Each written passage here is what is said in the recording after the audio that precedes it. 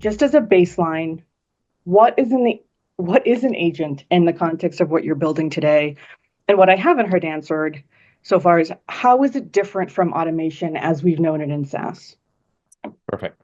So an agent has evolved to where we are right now, where it has agentic behavior. And agentic behavior means that it can perform tasks without human intervention.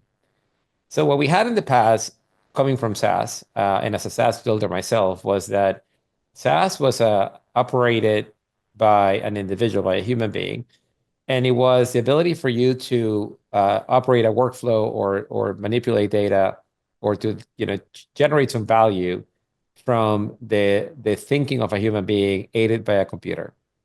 Then we moved into copilot mode where the agent was helping the human being, but the human being had to invoke the agent and prompt it to actually get that value. Now we're to the point in which the agent understands the context in which the value needs to be delivered and delivers the entirety of the thing.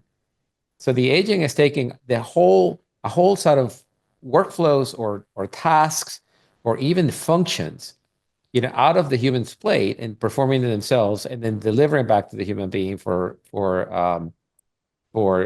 as an outcome. So that's what agents are. It's the ability for you to take the whole function that was previously done by a person and perform it automatically. It's been pretty remarkable to watch this happen, and you just described it really succinctly. But the road from not so independent, human driven to very independent agents on the other Mhm. side of that spectrum is really quite fascinating. I know everyone in the audience is excited to learn more about it. Thanks for helping us understand how it's different from SaaS. I think what folks are really excited about, and when I was introducing you behind your back, I talked about paid AI and just encourage folks to go to the site and how much I admired the CTA of get paid like you mean it, monetize like you mean it. And I think I that's know it will be big on this crowd because we're all I here, it's all about getting paid. So I think they're going to eat it up. Yeah, and I think they'll eat up the rest of the site. So I'm excited about it. But we sort of know a little bit about. Oh, cool. We know a little bit about how traditional SaaS models monetize access, right? yeah. Where a lot of us are so steeped in that we are just Mhm. SaaS all day long.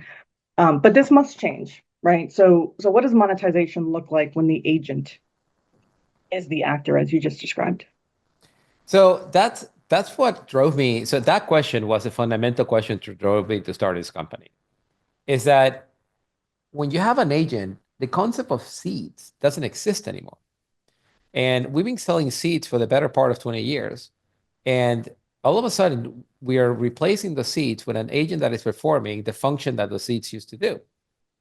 So I think the alarm bell was sounded about 2 to 3 years ago when agents started becoming into online and people started freezing seats. So you wouldn't see a seat contraction, but you would see um, a seat stabilization. So your NRR, that was seat expansion, it started going away. And now all you had in front of you was, selling seats of a different product, but you're still selling seats. And I think the train is only moving into one direction, in that the agent is replacing so much of the human task that you start needing fewer seats to perform the same function. So when you monetize the agent, you can't do it by seats. So seats now go away because it's a wrong form factor to capture the value. Okay, so what else do you have? So you have credits or transactions, but credits and transactions is a bit of it's also the wrong way to think about it, because your agent is not delivering credits or transactions. The agent is performing all this body of work, number one. And number two, credits become undistinguishable between agent and agent.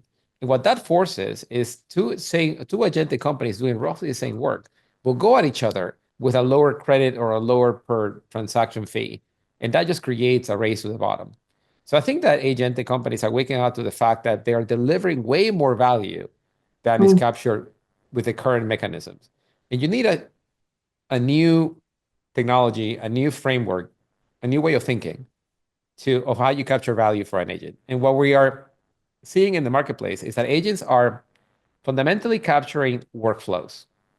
And workflows can be workflows that are in that are sort of like back office workflows, or workflows that are not seen by a human being, or it could be outcomes, right? So for instance, to this crowd, sending an email is actually an outcome to some degree, right? If to Mhm. send an email, you have to go research the individual, you have to make sure that you have the right name, and you have to make sure that the information that you putting together in that email is relevant and timely, and then you have to compile that email and send it. That took a bunch of different activities for the agent to perform, and then off the email went. And that could be a workflow.